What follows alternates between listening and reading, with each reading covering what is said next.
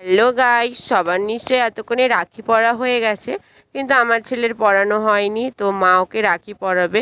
তো তার আগে সবাইকে বলে নিই শুভ রাখি পূর্ণিমা।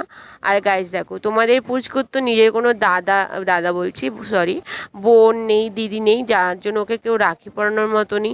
তাও একটা রাখি ওর জন্য কিনে এনেছিলাম। তারপর মাকে বললাম, মা এটা পরিয়ে দাও না। তো পুচকু তো ঘুমিয়ে গেছিলো মা যখন দোকান থেকে এসেছিলো। তারপরে ও মা হচ্ছে কি দোকানে যাওয়ার সময় ওকে পরিয়ে দিচ্ছিল রাখিটা।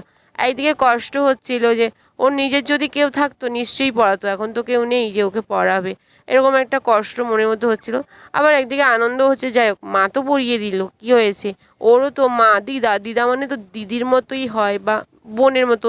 মা তো ওকে ভাই বলেই ডাকে। যাই হোক, এরকম একটা মনে ছিল। আর বোন এদিকে দেখো, মা রাখিটা উপরের দিকে পরিয়ে দিল বলে বোন আবার ঠিক করে দিয়েছে। আর দেখো তোমাদের পুচকু রাখিটা পরেছে, কেমন লাগছে তোমরা কমেন্ট করে জানাও দেখি। আর আমার